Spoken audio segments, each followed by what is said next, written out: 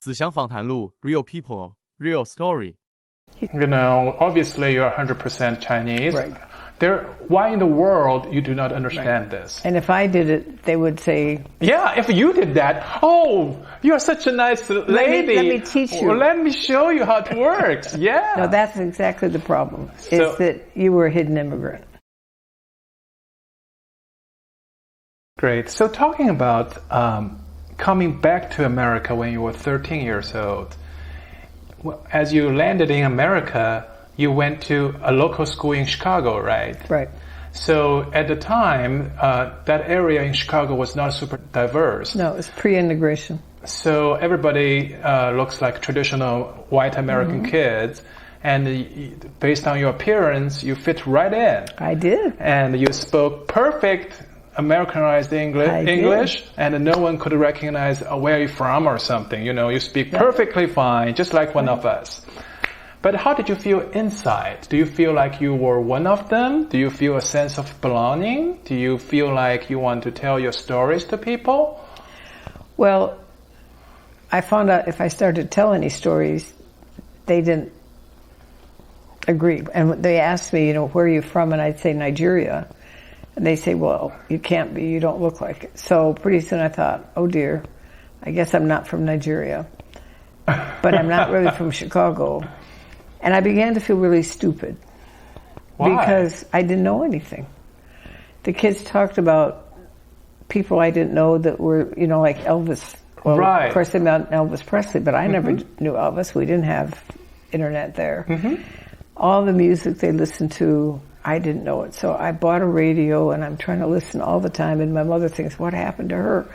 She never liked that kind of music before, and I'm just trying to be You just normal. try to fit in. You just try to fit in, yeah. I didn't know clothes because I grew up where it was hot, and now Chicago was cold. So I could never feel like, you know, I didn't know wool clothes.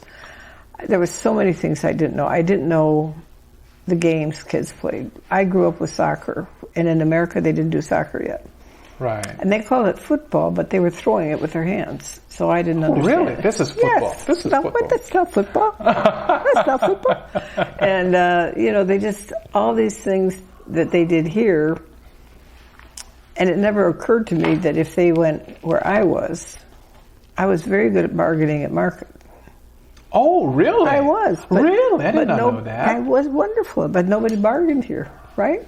That's something that I could never understand. You know, I went to supermarket. Of course, no one bargains in supermarket for sure. But if you go to some flea markets, everybody bargains in China. You know, that's fun. That's culture. That's entertaining. I know. But when you come, I was good at it. Oh, really? I was. Well, next time we need to go to somewhere together so I can see how hard you bargain. No. But, you know, as a child, that was how we did it. And so all these kind of things, it never occurred to me if they went where I knew how life went, that they would be strangers. All I knew was everybody else knew how life worked except me. So I must be stupid because, you know. Because you were different. I was different. We call that being a hidden immigrant. If I was obviously from someplace else, people would at least understand why I was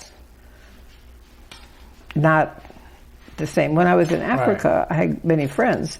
Right. But I was clearly a foreigner. I didn't look like them. I didn't speak like them, although I spoke Hausa. But, you know, they knew right away I'm not the same. Right. So they don't expect that. But when I was back in the States, then they expect me to be like them, to know all these things. And I would think when you go back to China, it might be something like that for you. Right. Is that you are expected to be Chinese. But by now you've maybe changed a bit because Africa had changed me. That just reminds me about my own experience in China. You know, I came here when I was in my late teens, and then I've been here for many years. Now I go back to China a few years back. And even though that I look perfectly Chinese, I speak 100% Chinese, no accent at all. And then when I went out in Shanghai, want to try to buy some basic stuff like the old food I used to enjoy as a kid, I was trying to pay them using paper bills. But at the time that I did not realize the whole China has switched to an electronic payment system. Oh my goodness. Everybody was pulling out their phones. They say, oh, use this app, and then you scan it, then you're paid. It's all so easy, so simple, so fast. And I was there acting like stupid. I was trying to pull out some big paper bills. I would try to pay them like $100 Chinese yuan, and I want them to give me changes. And the vendor was saying that, oh, I don't have changes. Can't you just pay me by your cell phone? I said, what do you mean by that? And they look at me like I'm crazy. Right. They said, they must be thinking that, why this person is so boring? Obviously you're 100% Chinese. Right. Why in the world you do not understand this? And if I did it, they would say... Yeah, if you did that, oh, you're such a nice lady. Let me teach you. Well, let me show you how it works. Yeah, I'm so happy that you want to buy my food. Yeah. No, that's exactly the problem, is that you were a hidden immigrant. I was a hidden immigrant. Right. In there. Right. Even though I was born there, I grew up there, I'm supposed to be super familiar with everything there, but it's not the case. No, because the culture had changed, and they were actually way ahead of where we are here, technologically. Right. So those are the kind of things that make it difficult, and sometimes it's difficult for the parents to understand if they grew up there and maybe their kids they grew up in China and then they've come here and their kids maybe were born and raised here and then they take them back. They can still look Chinese and maybe they learn to speak in the home. Right. But parents can think, well, why don't you know how to do this? In fact, even when I was bringing my children back to the States at some point, we got to an airport in Morocco, and I just started to go up the escalator. And my kids were at the bottom of the escalator. They didn't know what to do. And I thought, well, why didn't you get on? I thought, because we don't have escalators in Liberia. So for me, I know escalators. I know how you get the moving steps, and my poor kids are sitting down there. So I said, oh dear, we have to practice escalators. And so even though I, as the adult, knew something about a different world, right, I'd forgotten my kids had never experienced that. So I think parents also have to sometimes have a little sense of humor. But realize that there are things their kids may not know if they didn't grow up someplace. One of the jobs of a parent is to teach a child how you live in a certain place. I mean, that's what parents do. They, help them know their clothes. They help them figure out the food. And do you eat with chopsticks? Do you eat with forks? In this place, how do we work it? So one of the problems can be when we change like this is the parent can even wind up someplace where they don't know exactly how life works. So they can't help the child like they would have before because they're still learning too.